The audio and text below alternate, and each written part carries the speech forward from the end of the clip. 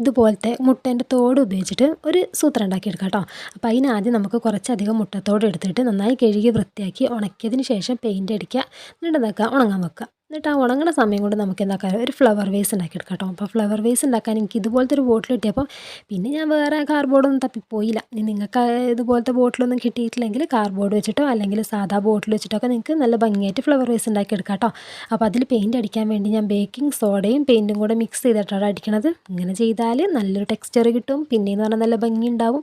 പിന്നെ പെയിൻറ്റ് കുറച്ച് മതി. പിന്നെ ഇത്തിരി വെള്ളവും കൂട്ടിയിട്ട് ഒന്ന് ബോട്ടിലേക്ക് അടിച്ചു കൊടുക്കുന്നുണ്ട് കേട്ടോ. പിന്നെ ഒരൊറ്റ കോട്ടിങ് കൊടുത്താൽ മതി കേട്ടോ, നല്ല ഫിനിഷ് കിട്ടും.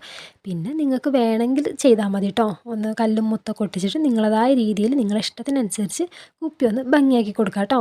ഇഷ്ടത്തിന് ചെയ്ത് കൊടുക്കാം. അപ്പം ഞാൻ ഇതുപോലെ ഒരൊറ്റ ലൈനിൽ ഇതുപോലെ ഒന്ന് മുത്തൊട്ടിച്ച് കൊടുത്തു കേട്ടോ. അപ്പോൾ ഒട്ടിച്ചപ്പോൾ എനിക്ക് വലിയൊരു സുഖം തോന്നിയില്ല. അപ്പോൾ ഞാൻ എന്താക്കി, നടുക്ക് കൂടെ ഒരു ലൈനും കൂടെ ഒട്ടിക്കാമെന്ന് വിചാരിച്ചു. അങ്ങനെ ഞാൻ എന്താക്കി, ഫുള്ളും ഒരു ലൈനും കൂടെ ഇതുപോലെ മുത്തൊന്ന് ഒട്ടിച്ച് കൊടുത്തിട്ടുണ്ട് കേട്ടോ. പിന്നെ ഉണങ്ങാൻ വെക്കുക. പിന്നെ ആ സമയം കൊണ്ട് നമുക്ക് കുറച്ച് ഇലകൾ ഉണ്ടാക്കിയെടുക്കണം കേട്ടോ. അപ്പോൾ അതിനൊരു പച്ച ഗിൽറ്റർ ഫോം ഷീറ്റ് എടുക്കുക. ഇനി നിങ്ങൾക്ക് ഗിൽറ്റർ ഫോം ഷീറ്റ് ഇല്ലെങ്കിൽ സാധാ പേപ്പർ ആണെങ്കിലും മതി കേട്ടോ. എന്നിട്ട് ഇതുപോലെയൊക്കെ ഒന്ന് വെട്ടിയെടുക്കുക, കുറച്ച് അധികം ഇലകൾ വെട്ടിയെടുക്കുക. പിന്നെ ഇതുപോലെ ഈർക്കിളിയോ നൂൽക്കമ്പി എന്തെങ്കിലും എടുക്കുക. അതിലിനി നിങ്ങൾക്ക് വേണമെങ്കിൽ ഗ്രീൻ ടാപ്പോ അല്ലെങ്കിൽ പെയിൻ്റ് അടിക്കുക എന്തെങ്കിലുമൊക്കെ ചെയ്യാം. എന്നിട്ട് നമ്മളെ മുട്ടത്തോടെ എന്താക്കുക, പശ തേച്ചിട്ട്, പശ തേക്കൽ വേണമെങ്കിൽ തേച്ചാൽ മതി കേട്ടോ. എന്നിട്ട് നിൽക്കും. എന്നിട്ട് എന്താക്കുക, ഇതുപോലെയൊക്കെ ഒന്ന് ഒട്ടിച്ച് കൊടുക്കുക, ഇലയെ ഒട്ടിച്ച് കൊടുക്കുക. പിന്നെ ഈർക്കിളി ആണെങ്കിലും നൂൽക്കമ്പി ആണെങ്കിലും പല വലുപ്പത്തിലെടുക്കുക കേട്ടോ. എല്ലാം ഒരേ വലുപ്പത്തിലെടുക്കരുത്, പല വലുപ്പത്തിലാക്കി എടുക്കുക.